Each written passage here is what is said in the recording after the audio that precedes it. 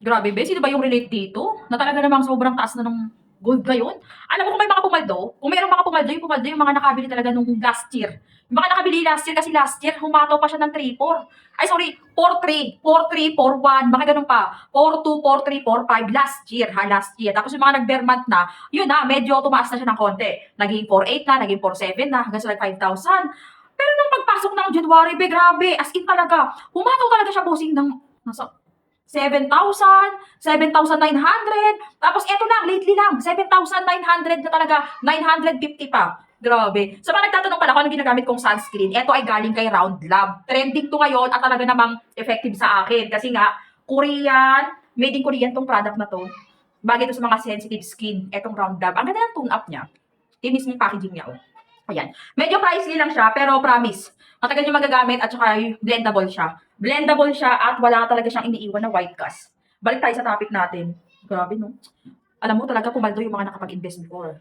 Pero yung ngayon mag-i-invest, hindi ko lang alam. Kung yung mga nakaraan, nagkakasiksikan yung mga namimili sa mga bentahan ng ginto. Pero ngayon wala na. Sobrang luwag na.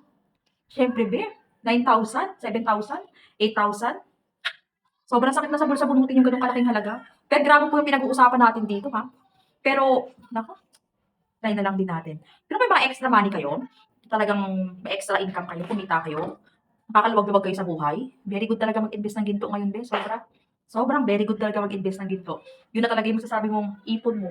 Safekeeping mo lang na mabuti, syempre. Baka manakaw naman sa'yo. Di ba?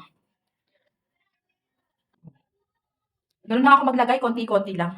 On the go ko to eh. On the go ko to. Ang kagandahan sa kanya, foundation, ano na siya, foundation, sunscreen. Yun ang gusto ko sa kanya. Ayun na. Yun na yung appearance natin. Hindi talaga ako makaget over sa may presyo ba talaga ng ginto, promise. Sobrang hindi talaga ako makaget over.